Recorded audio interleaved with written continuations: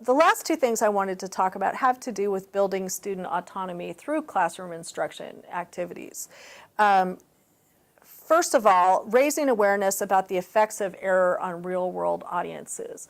And one interesting way to do this is there actually have been a couple of studies in ESL writing and in composition where professors and business people have been given samples of student writing with errors and asked to surveyed or interviewed and asked how those errors affect them, what kind of impression they give of the writer. And I think turning those studies into a little classroom presentation for students could be very enlightening. Or talking to them about, you know, you're writing a personal statement for a college application, and imagine the admissions committee reading tens of thousands of these over a period of days or weeks.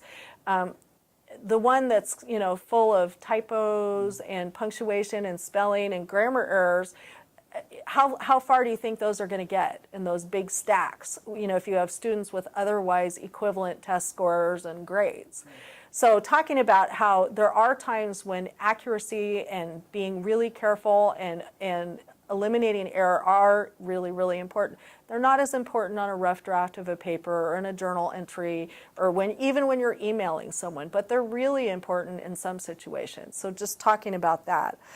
So along with that, emphasizing the importance of attending to accuracy, especially in the final stages of text production, so that when they're finishing a paper, whether it's for a multi-draft paper for an English class or a paper for another class or something they're sending off to a real-world audience outside of school, school is real-world, but outside of school, that they need to build in time and space and focused attention to attend to accuracy in those final stages of text production. And you can do that by how you set up your own writing assignments and by leaving space in class where they're doing proofreading and editing workshops for each other or for themselves. What is when you say a proofreading workshop? Could you describe what you envision by that term? Well, I have a couple of different things that I do, and some are in class and some are homework. And so for in class, I might, you know, identify 4 or 5 things that I want pairs of students to look for in each other's papers. And if they happen to be in a computer lab and be working on a computer, I actually give them, you know, highlight this type of error, turn this type of error blue, you know, so they have really focused instructions about what they're supposed to do, you know, and, you know, things that proofreading catches, whether it's an extra word or a missing word, things that sometimes a writer who isn't the original writer of the paper can catch more easily. So kind of calling attention to the things that proofreading can catch, word choice problems where the reader saying, you know, that doesn't sound quite right. Are you sure you have the right word, the word you meant there? For students at home, I have a very focused proofreading exercise I ask them to do right before the final draft of a paper, where I ask them to read the paper aloud and take notes on what they discover. Reading aloud is incredibly important for student writers, because they not only will find things they miss, like missing words and, you know, something that's repeated, but they might hear that something doesn't quite sound the way they want it to sound. Maybe not an error, but not as effective as it could be. Now, reading aloud is not as powerful a technique for second language writers as for native speakers, because they don't have the fully acquired intuitions about language, but it helps some. It helps to catch those kind of nitpicky things that you can do when you're writing or typing quickly. You know, I like to have them learn how to use computer-based tools, spell check, grammar check, which can be completely abused, but also can be very useful when used correctly.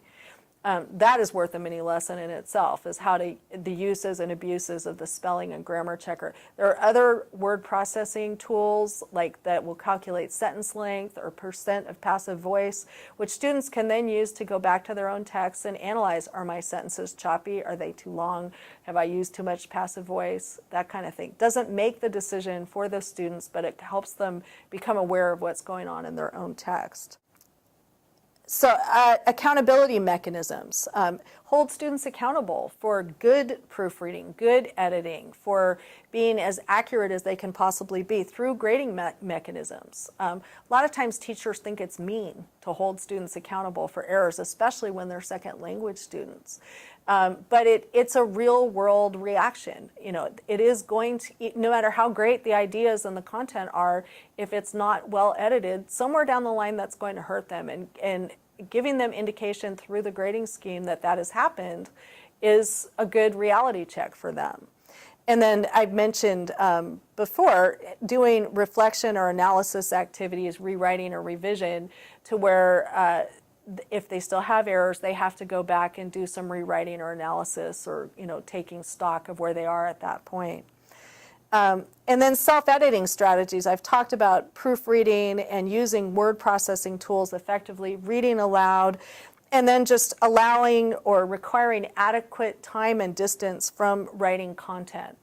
That we all know as writers that if you just finish writing your ideas and then you go back to proofread, you miss stuff. You're still too immersed in the ideas to catch those sentence level things. It's two different types of reading skills: reading for content and flow and argument, and reading for word or sentence level accuracy and precision and effectiveness.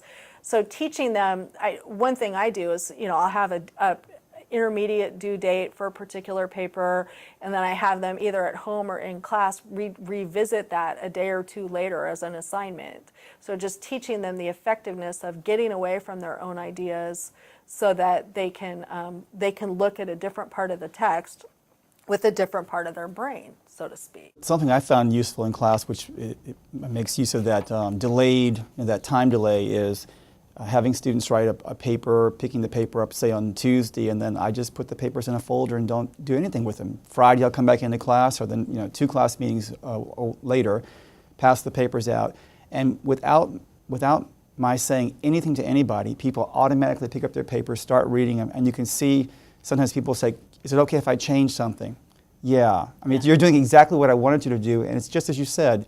It's something that the reader just couldn't possibly be aware of or see because it was too close to when they had written it. Now there's been a time distance, and it's I found it a good teaching technique. Just pick them up and wait a week. And then, right. And then we talk about this as why do you think you could find things today that it's not that you didn't know this kind of error. You knew how to deal with it, you just couldn't see it when you had just written it. Yeah, no, I've done that too, and that whole reflection and analysis, not just, oh, look, I found some stuff and I changed it, but well, why do you think that was that you're able to do that, and how might that, how might you use that insight in future writing projects? Right. Other things you can teach students to self-edit for: analyzing their word choice, their sentence structure, and their style, following up on some of the mini lesson ideas. And again, look through, see if you've used casual language or cliche language. Are your sentences too long or too short or too unclear? Have you used some of these other style considerations we've talked about? I also want to talk a bit, because I've mentioned it in passing, about working with other editors, working with peer editors in the class, and working with other readers outside of the class. A lot of times teachers hesitate to encourage students to do this because it feels like cheating. However, it's a real world adaptive strategy, especially for an English learner who it's going to take them a long time to have an idiomatic, native-like control of the written language. They may never get there. And so if they're in a high-stakes writing situation, it's smart to take it to another reader whom they trust and ask for their feedback on, does this flow, does this make sense, is my word choice effective, do you see any errors? So not just allowing them to work with editors, but teaching them when it's appropriate, how they can do so effectively. For example, I would advise students, don't ever have the editor fix your paper for you. Have them just give you feedback on what they see, and then you go back. You're the writer. You're the one who knows what you mean and what you're trying to do in that paper. But make sure you have an editor you trust. And even then, just because an editor gave a suggestion about your paper doesn't mean you have to take it up. In the same way, you shouldn't always take the grammar check or the spell check suggestions. You're the writer. So getting feedback from electronic sources or human sources doesn't mean you don't do your own analysis and your own reading. You're the only one who knows what is best for your paper. I hear this from our students sometimes who go to the Writing Center here at the university, and sometimes certain students expect the tutor in the center to make all the changes for them. And sometimes, not always, but I'll sometimes hear students who they're complaining because I went to the Writing Center and all they did was circle my mistakes, or they wouldn't fix my paper for me. Yeah. And we know that's not the best way. You're not going to learn anything if all they do is fix the mistakes for you. Yeah, so students need to also understand why autonomy and self-editing skills are important for them. Obviously, in the short run, if the paper's due tomorrow, they feel it's more effective and more foolproof to get somebody else to fix it for them. But in the long run, that's not what they need. Right. The last thing is, in teaching self-editing strategies, is to make students aware of their own weaknesses or patterns of error, which will be very individual, will change from student to student, may even change from text to text. They may make progress on a particular structure, not need to worry about it as much later in the term. So helping them become aware of that, teaching them some strategies for reading through a paper. For example, if they have a lot of problems with nouns, articles, and plural endings, just read through and mark every noun and then do analysis about, well, do I need an article? Well, which article? Does this noun take a plural ending? Well, what is the plural ending? How do you look that up?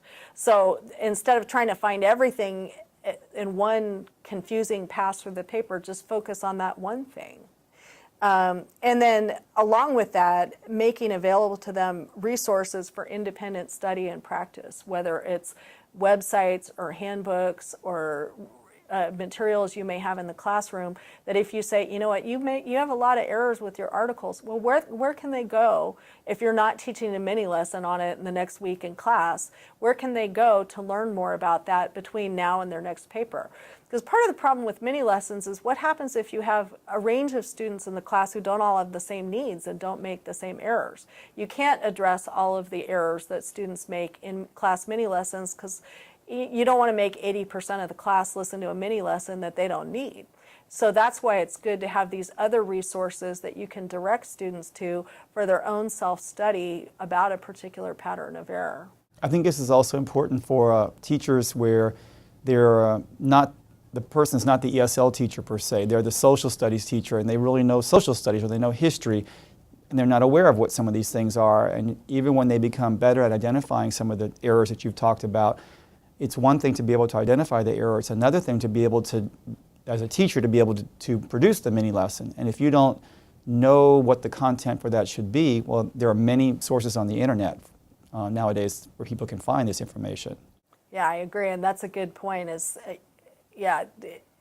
knowing how to present and explain grammatical points is not, I mean, it's a learned skill, it's a subject matter.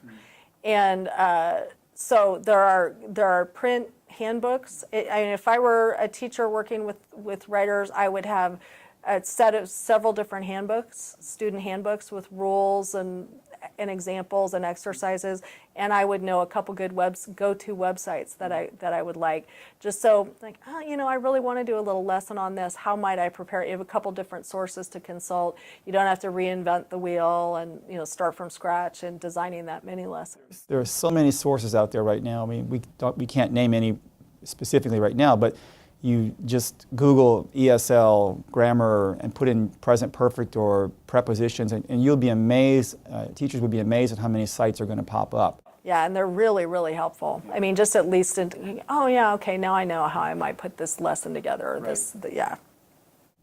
Right. Could you offer us just some concluding thoughts on, thinking of the teachers right now who are facing a class of maybe 25 students and they have 5 or 6 that are English language learners, or maybe more, and what are some of your thoughts on what these teachers could do for their class as a whole and for the students individually to become better writers? Yeah, so this is a little bit of a closing pep talk, I would call it. So first of all, just we all should acknowledge and not be afraid to say that accurate and effective use of language is a critical element of successful writing. It's not the only element, but it is important. There is no writing without language, right? So accurate and effective use is a critical element of successful writing. Most English learners have not had enough exposure to language or text to have complete control of structure or mechanics. They just haven't had the time, they haven't had the opportunity yet to have that complete control. So it's our job as teachers to recognize that, to be patient with that, but also to find ways to fill in the gap. Our students may not have 25 years to wait till they can have a lifetime of language acquisition. So what are ways we can help them where they are now to make progress to where they need to go next? Carefully provided feedback and instruction can empower students and build their confidence. A lot of times teachers think the opposite. They think it will discourage students if they get feedback on their errors, or that it will bore and frustrate students to have classroom presentations about language and editing strategies. In my opinion, the opposite is true. Students know they don't have complete control over this. They feel frustrated and a little scared by it, and if you can give them clear, specific, helpful strategies that help them understand their own writing and what to do in the future, it's a great gift to them, and they really, really do appreciate it.